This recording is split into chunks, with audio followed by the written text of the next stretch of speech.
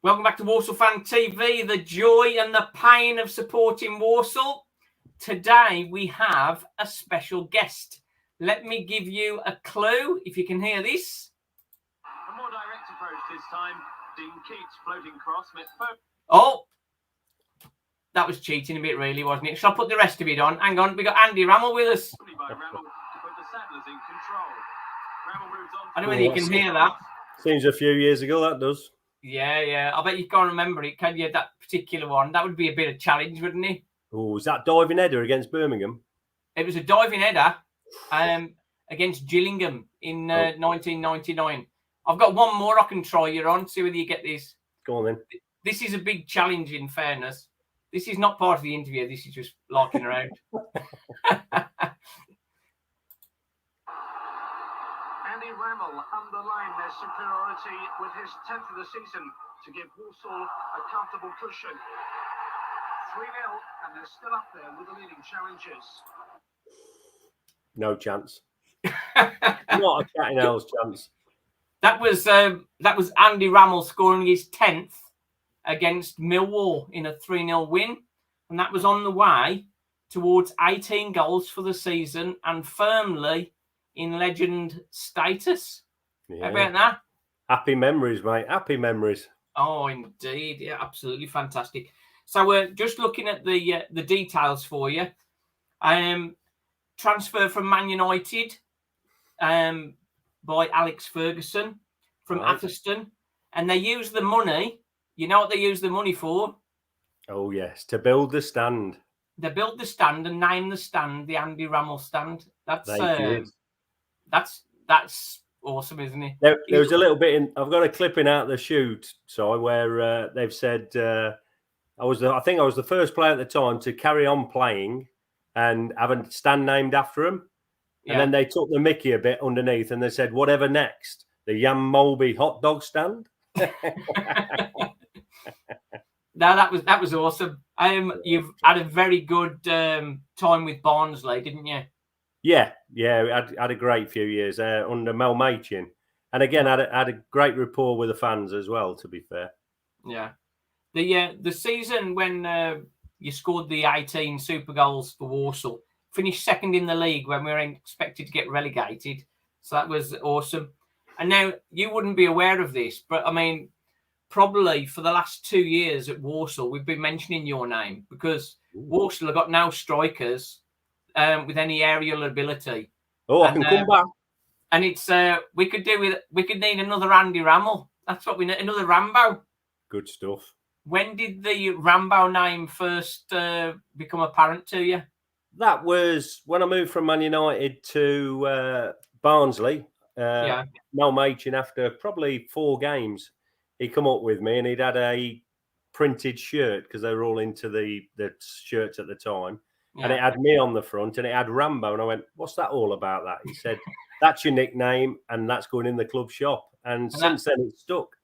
Yeah, so that's definitely maybe less talent and more brutality. Maybe that's why it was.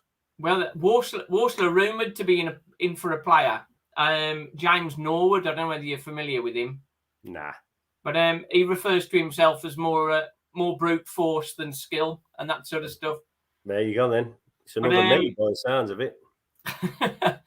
Well, you certainly know where the goal was, and that was the key thing. Now, of course, the year in the Championship, or what was the first division then, your fame as a Walsall player was sort of totally confirmed with winning goals against Wolves, West Brom and Birmingham. So that was, again... Yeah, that was the diving head I was on about. I think it was, I don't know, I think it was Points, went down the left and crossed one in. That was a diving header against Brom at our place. And yeah, it was a mixed season for me, to be fair, because Ray brought a lot of players in and we get a little bit pushed to the side maybe. So it weren't the best memories, but I think it sort of went. I think we've said before. I think Neil Poynton wasn't offered a contract, and he'd done well, hadn't he? Yeah, he was brilliant. A little bit disgruntled because there was a few players that were either released or got no recollection for what we'd achieved really, which was a bit poor. But But again, I think that was down to a little bit of Jeff Bonser, to be honest. Yeah. Yeah, Jeff Bonser, he's had a few knockers in the time. Oh, has he ever? Me and my missus probably the biggest of them, to be fair.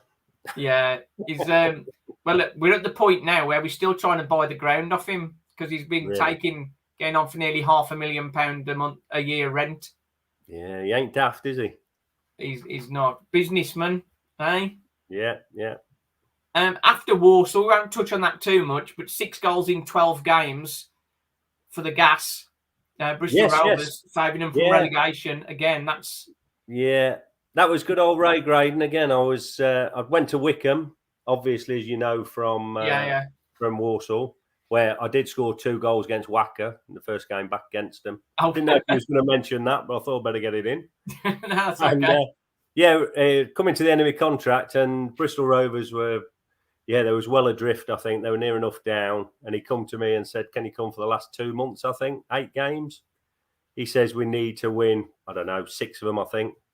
And, I managed to get, I think I got 6 goals in the 8 games. And I go back to Bristol quite often, to be fair. I get invited back. It's as if I played for them for 10 years and scored 200 goals, really. They treat me really, really well. When you do something special, people remember you. Yeah. It was a good. They gave me a contract afterwards as well as as a thank you, really. Yeah. Because my knees were shot by then, but they appreciated it, and they still do, mate. To be fair, probably Walsall and Bristol are the 2 places that I always go to. Yeah, I think that 18 goals in the season and promotion, that's got to be one for the memory bank, isn't it? Definitely. Yeah, it's a great season and a great set of lads. Honestly. Yeah. That's what did it. I think it's that team ethic, isn't it? And I think Ray Graydon, he was quite a hard taskmaster, wasn't he? Was he ever? Was it regular weigh-ins and regular checks and all that? Yeah, every Monday morning we had the little pincers for body fat. We'd get on the scales, and if you'd had a cup of tea and a bit of toast before you went in, it'd probably cost you about £8 in fines. So, we used to get weighed, do the pincers. And then we used to shoot to McDonald's round the corner and fill up them before training. That would be about the measure of it. That's it. It never bothered you on the pitch, did he? That's it. No. And he was a good manager, Ray. To be fair, he was well organised, and right from the onset, I think when he signed myself, Points, he signed old heads that he knew what he could get. Nothing special, but he knew what they'd done. And then put a little bit of flair around them, and luckily it clicked, and we played to our strengths. Yeah, that's it. I think recently Walsall have struggled the last few years. Really, it's just not really come together. We had Matty Taylor. He'd been Tottenham youth coach, and he had an idea of what he wanted to do, but I mean, he hadn't got the players for it. Yeah. And when it wasn't working, he just tried to stick to it, thinking it had come good, and it just it went downwards. Just you've got to play to your strengths. Well, that's everyday life, mate, isn't it? Yeah, you don't do things that you ain't good at. Well, it's what is it they say? Adapt or die. You have to. It's all those changes, and I think one thing I sort of wanted to touch on. You've had a great football career, and when that stops. That's really tough to have that many people cheering you every week. Yeah. It's how did you cope with that change? Because it's massive, isn't it? Yeah, it is. I think people touch on it now more with the army. They come out of the army, and you've just same as football. We're wrapped up in a nice little blanket. Everything's done for us. If we go abroad, they collect the passports. They do our baggage. When we play, turn up, people do the kit. You walk up and the kit's there, all like it's just there. It's all sorted. And then it goes, and the accolade of the Saturday, obviously. I've never done drugs, but I should imagine scoring a goal must be the biggest high. And I don't think it's possible to get you there. And trying to explain that feeling is just impossible. I suppose I can draw a little bit of a parallel, even though it's not at all parallel. I used to do a lot of DJing. Yeah. And running a night as a DJ gave me such a great buzz. Yeah. And packing up at the end of the night and that sort of stuff, you're still full of the energy of it. And then when you drive halfway home, it starts to drop then, and you're like, you get the massive come down. Yeah, and I think that's the same. I think we said before we came on about sort of the likes of Robin Williams, such a phenomenal talent, and just the demons sort of consuming them after. Definitely. Must be absolutely terrible. It is. It's like you say, you even just turning up to the ground or training, there's always somebody who wants to talk to you, or somebody who wants to praise you, or somebody who wants to say how crap you are. But you're still getting attention. And then you finish, and it's really abrupt. Between me and you, I've approached the PFA to try because what I do now I could incorporate into football. Yeah. And it'd be like a buffer from coming from football, just a little bit of support with the next step. And I found it really tough because what we done, we was living in Burton at the time, I think, when I finished, and it was just finished.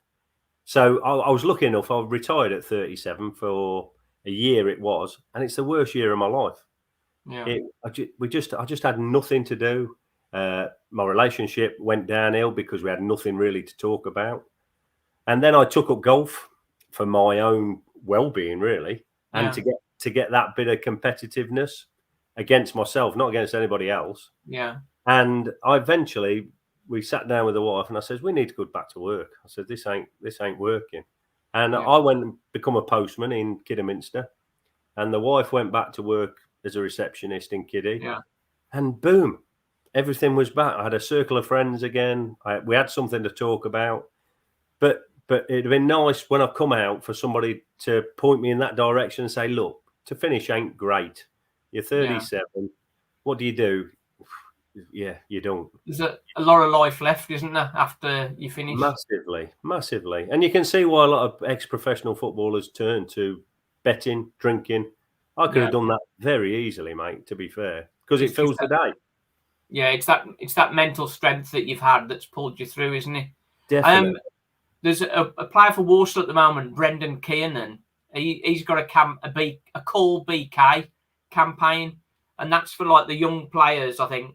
Young players that get released, because that breakthrough from being youth player to first team regular is such a difficult step.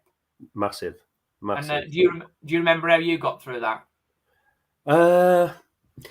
To be fair, it was different for me because, like I said, I was playing non-league. I was 21, so I weren't really young, and I had a full-time job at the time before I'd done it.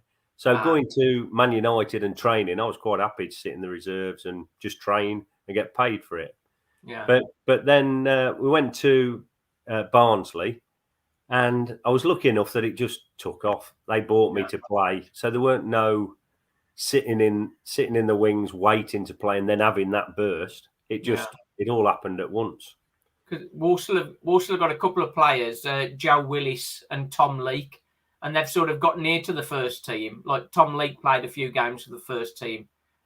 Joe Willis sort of played the one game, I think, last season and was sort of farmed out to Bromsgrove. Yeah. And they both got released at the end of the season. So it's difficult for a young person when they're on the edge. They think they're just about making it, and then it's all over, sort of thing. Yeah, it's massive. Like I said, it's very similar to the work I'm in now. It's not with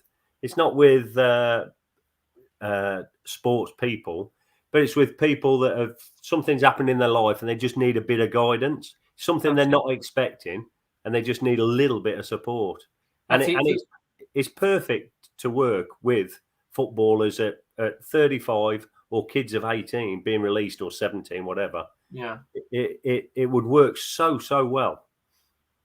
For those listening, Andy's a personal champion at Wise Ability, and they sort of look at sort of health and well-being of young people, sort of mental health, skill support, and that sort of stuff. And I bet you're feeling quite a sense of achievement, aren't you? Sort of helping people in that environment. Oh yeah, it's brilliant. It really is. It's the project I work on is exactly what you said. We work with people with addictions. We work with the homeless.